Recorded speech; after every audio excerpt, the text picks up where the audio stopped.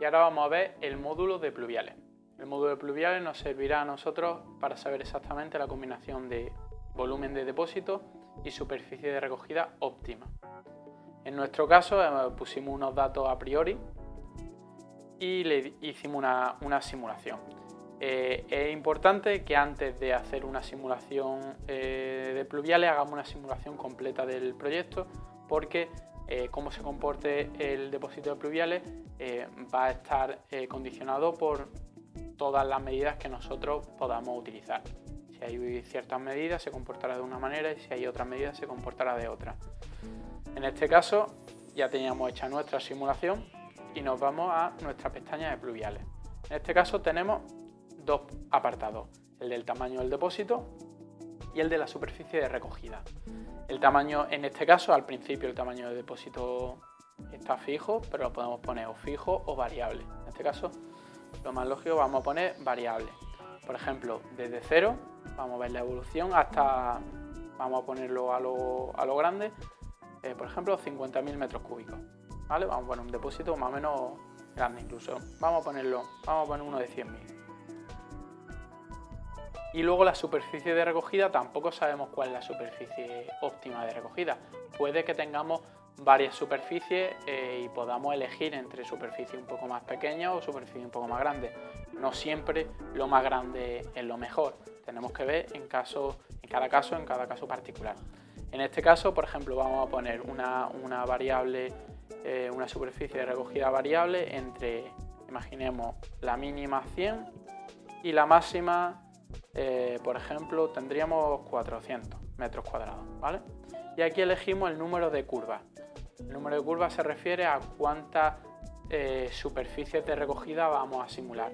No nos deja simular muchísimos números de curvas porque ya estamos simulando un tamaño de depósito variable. Entonces, para eso necesitaríamos hacer muchísimas simulaciones y el programa tardaría mucho. De todas maneras, con estas simulaciones es más que suficiente para ir acercándonos al dato final y a nuestra combinación de tamaño del depósito y superficie de recogida óptima. En este caso, como tenemos 100 a 400, vamos a ponerle el número de curvas 4 para que tenga una de 100, otra de 200, otra de 300 y otra de 400 y no salgan números decimales, pero podríamos ponerle lo que quisiésemos. De esta manera ya podríamos simular el dimensionamiento del depósito de pluviales. Como veremos, esto ahora mismo lo que está haciendo es 25 simulaciones, porque está haciendo 5 distintos tamaños de depósito y para cada tamaño de depósito está haciendo una superficie de recogida distinta. En este caso, bueno, tendríamos 4, por lo tanto tendríamos 20 simulaciones.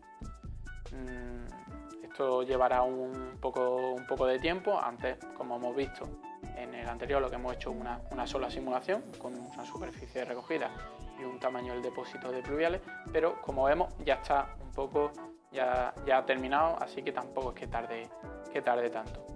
Como veremos en esta parte, al haber hecho un tamaño del depósito muy grande, realmente tenemos una gráfica un poco angulosa.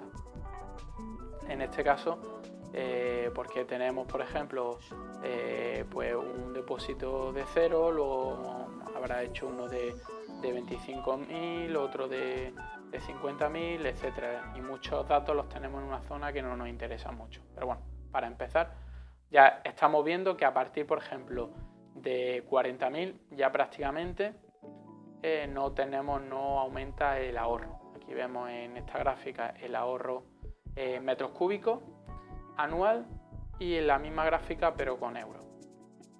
Si en vez de hacer esto nos vamos a unos tamaños del depósito un poco más pequeñitos, pues veríamos la superficie un poco más suavizada. Lo vamos a hacer. Vamos a poner, por ejemplo, que como máximo el depósito tenga unos 30.000 litros y lo vamos a simular. Ya hemos tenido nuestra gráfica de la simulación y como vemos que el consumo, el ahorro en este caso, empieza a crecer rápidamente, pero llega un momento en que un poco se estanca. Es decir, que por mucho que aumentemos nuestros depósitos de pluviales, no vamos a tener un ahorro un poco más grande. Y luego vemos aquí la gráfica desde 100 metros cuadrados de superficie recogida de pluviales hasta 400. De esta manera ya podemos observar y empezar a decidir si nos conviene, por ejemplo, aumentar la superficie de recogida de pluviales o aumentar el depósito de pluviales o reducirlo todo. También tendremos que ver, por ejemplo, tanto los metros cúbicos de ahorro, que esto significa, como el precio. Por ejemplo, imaginemos que la diferencia de aumentar, en este caso, en esta gráfica, de una superficie de recogida de 300 metros a 400 metros, pues en un año en este caso serían 38 euros. Es decir, y si eso nos implica pues un gasto grande, porque 100 metros cuadrados a lo mejor es una superficie que está lejos de nuestro depósito pluvial y necesitaríamos hacer una infraestructura más grande, pues, por ejemplo, aquí vemos que en ese caso no nos compensaría. Ya sería cuestión de ir jugando con las dos variables. Luego también tener en cuenta de que nosotros estamos utilizando una serie de medidas. A lo mejor si nosotros utilizamos, por ejemplo, no utilizamos grises para riego o grises para VC, sino que lo utilizamos todo con agua de lluvia, o utilizamos agua de lluvia para ducha y grifo, que tiene un consumo más grande, pues estas gráficas ya nos cambiarán y a lo mejor serán mucho más eficientes en nuestro depósito de pluviales. Esto es cuestión de ir jugando, de ir probando y de ir teniendo en consideración cuáles son los pros y los contras de cada medida en concreto. Luego, en vez de hacer el tamaño del depósito variable y la superficie de recogida variable, pues podemos a lo mejor dejar una de las dos fijas.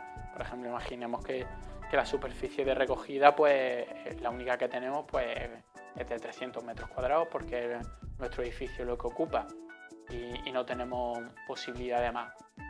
Pues cogemos esa superficie, ¿vale?